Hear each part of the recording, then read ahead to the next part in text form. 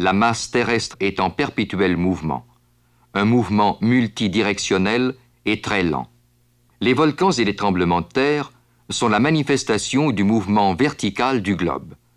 Le parallélisme des côtes des deux rives de l'Atlantique laisse soupçonner un mouvement latéral. Wegener fut le premier à émettre l'hypothèse que les continents dérivaient. Il y a environ 100 millions d'années, il n'y avait qu'un seul supercontinent qui lentement s'est scindé en plusieurs.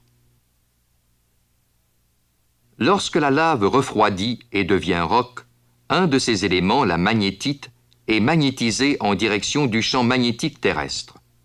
La magnétite conserve en permanence ce magnétisme et révèle ainsi la direction du champ magnétique terrestre existant à l'époque où la lave refroidissait.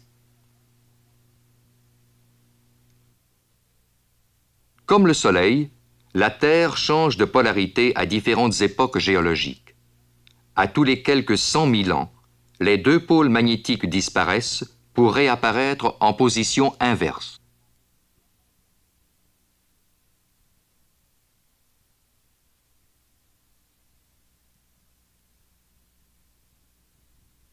L'étude des coulées volcaniques à l'aide de magnétomètres permet de déterminer leur âge et d'établir une échelle chronologique.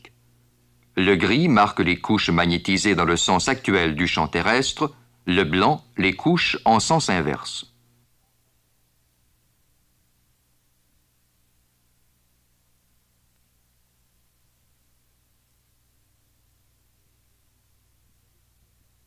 Cette échelle couvre une période de 4 millions d'années et fait ressortir au moins 9 changements de polarité. Chaque couleur représente 1 million d'années. Ce phénomène a été universel. Des études menées dans le monde entier le confirment.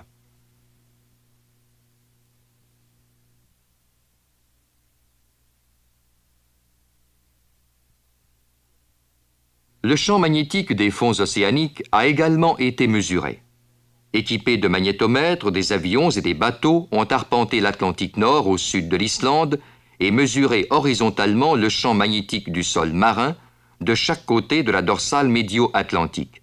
Le gris indique l'orientation normale, le blanc l'orientation inversée. Le jeu des couleurs est le même que dans la carte des coulées volcaniques.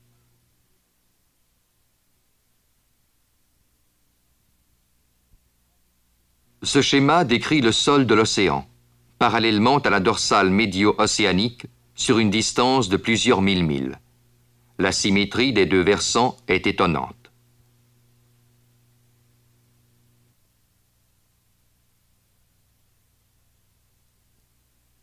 Les couches magnétiques qui s'étendent de chaque côté de la dorsale sont réparties selon le même ordre que les coulées volcaniques des blocs continentaux.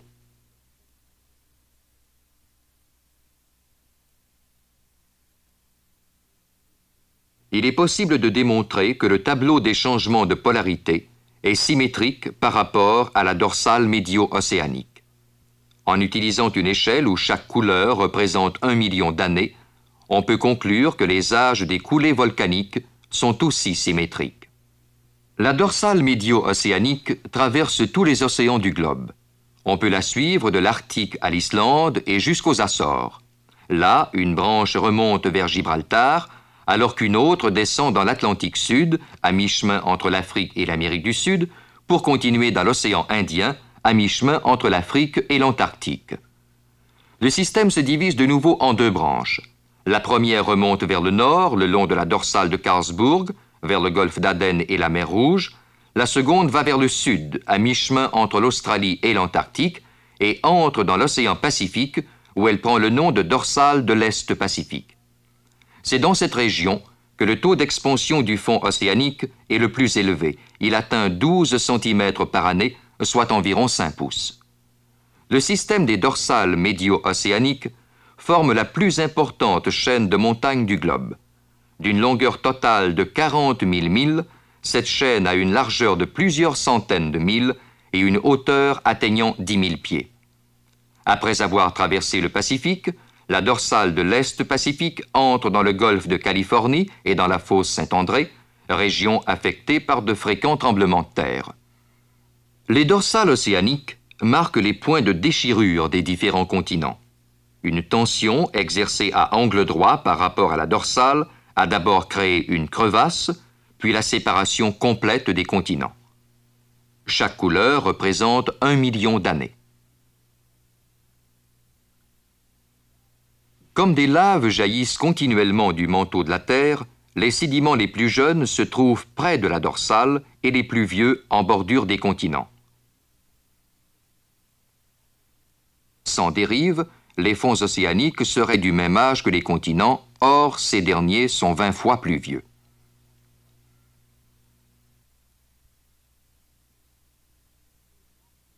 Quelle force gigantesque contrôle le déplacement des blocs continentaux de notre planète? Une hypothèse prévaut. Toutes les roches contiennent des matériaux radioactifs, uranium, thorium, potassium, générateurs de chaleur. Le centre de la Terre se réchauffe progressivement et commence à se déplacer.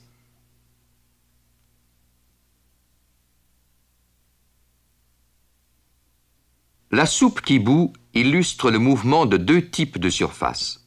Le liquide bouillant converge vers la surface alors que l'écume s'accumule sur le dessus.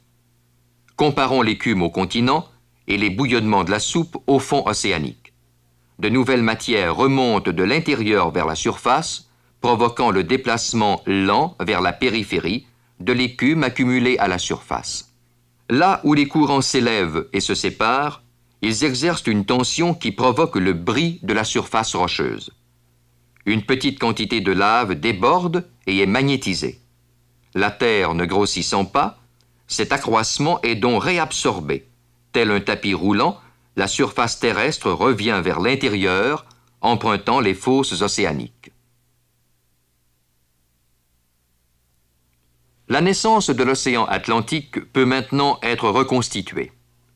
Il y a 150 millions d'années, au moment de l'ouverture du golfe du Mexique, plusieurs continents étaient encore soudés ensemble. Un peu plus tard, l'Atlantique Sud s'ouvrait, pendant que la Méditerranée se refermait. Une autre dérive des continents entraînait la formation de l'Atlantique Nord.